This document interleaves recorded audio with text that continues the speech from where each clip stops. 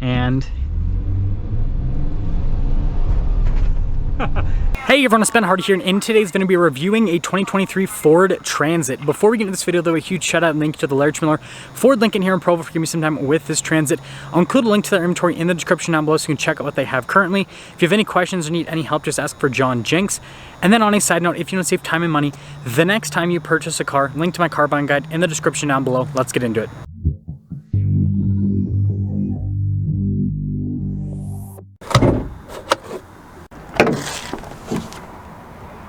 So under the hood, we have a twin-turbo 3.5 liter V6 that goes through a 10-speed automatic transmission. Power outputs are 310 horsepower and then 410 pound-feet of torque. Now, before we go over the front end, I do want to mention, if you want to see more videos just like this, then I recommend you subscribe because I post content every single day. So starting with the top, you guys can see we got the marker lights there at the top, and then also here on the side, we've got some venting here on the hood, and then this has bi-xenon headlights. We've got LED daytime running lights around those, and then you can see the fog lights down below. Chrome around the grille, and then we do have parking sensors on the front end. And although the lighting is horrible today, I will say I think it looks pretty cool, you know, for a cargo van, especially with this high roof configuration.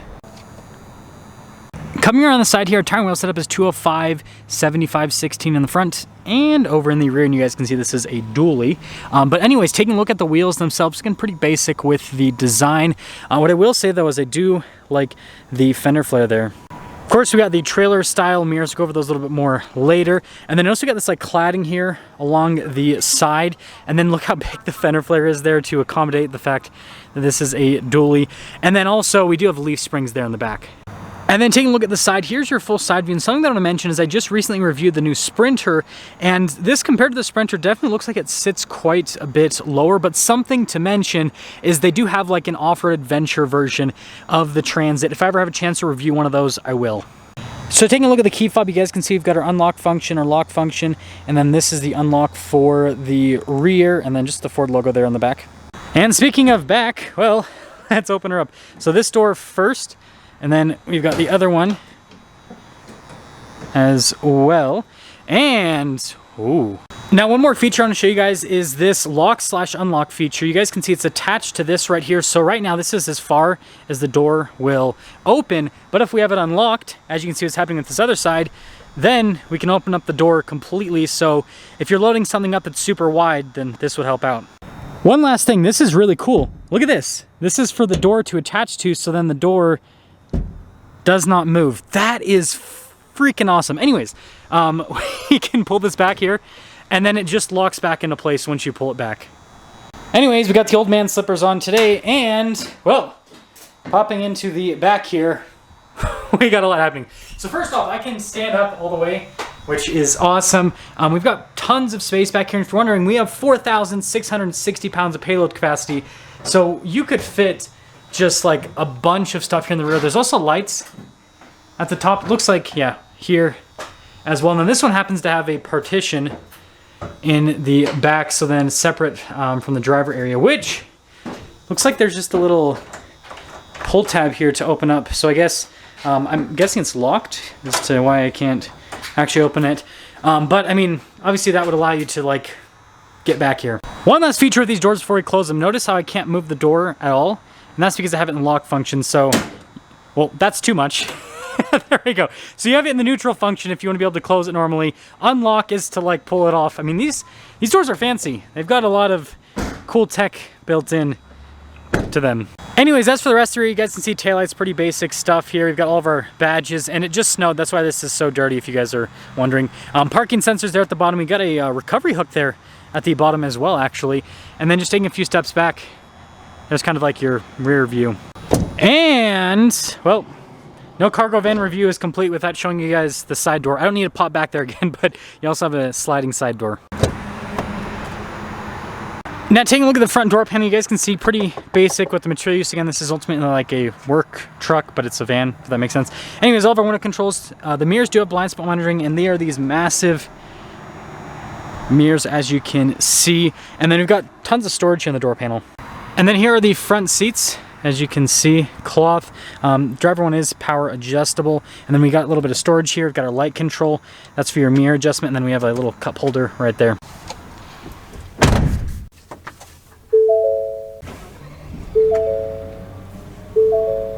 Now taking a look at the steering wheel, you guys can see pretty basic with the material use. We got some controls for the center stack, voice command, volume controls, turn signal stock, windshield wiper stock. So here's the center gauge cluster, mostly analog as you can see. We can scroll through some different menus here to see different bits of info on the vehicle, systems within the vehicle, you know, pretty standard stuff to be honest. Now in reverse, we do have a backup camera with trajectory lines that turn with the steering wheel. We also have the bird's eye view as well because this has a 360 camera system. If I actually put it into park and then press the camera button, notice it'll pull up, so like that's the front camera for example. Now as for the rest of the infotainment system, first off, you guys notice we actually have heated seats here with the Transit.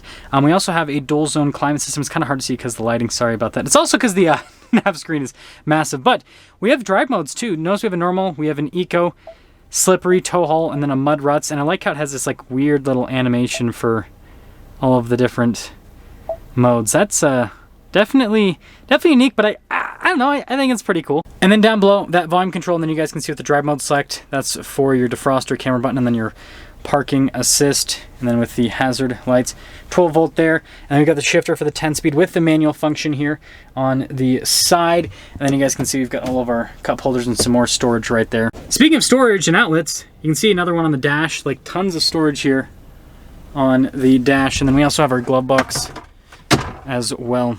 Up top, you guys can see we've got the camera mirror here, and then we also have these sun visors here, and then we got even more storage at the very top. Sorry about the camera view, I know it's horrible. And then there's more storage right here. So like, there's just storage everywhere.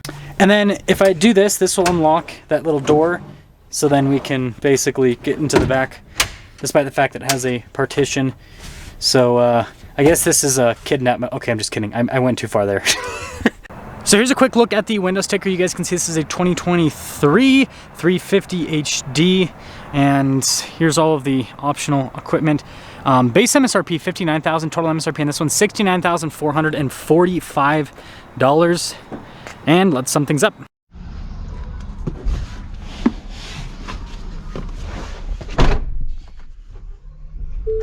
Okay, well, let's talk about visibility here in the Transit. So here's your visibility over the hood.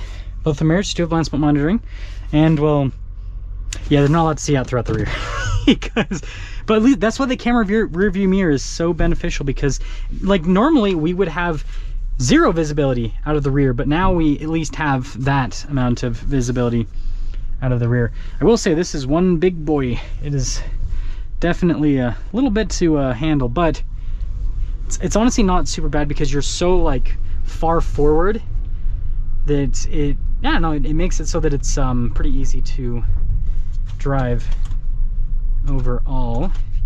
And what I do want to say is I love the seating position in cargo vans, because you're like, again, you're so far forward, so like you can see everything that's happening with the cargo van. Now this is gonna be a little bit of a different test drive. We're not gonna go onto the main road today, but we will use the Chevy racetrack. That's what I like to call it. But what I will say is ride quality is not as bad as I thought it would be. Again, leaf springs, dually. I thought it was going to ride pretty rough, but it's honestly not bad at all. It's a lot more comfortable than I expected, to be honest. Yeah, going over bumps and stuff, that's great. Now this will show you guys the coolest thing about the Transit, and that is the engine. So we'll get past these pickup trucks first. Okay, here we go. So here's the deal. This has the EcoBoost, which is turbocharged, and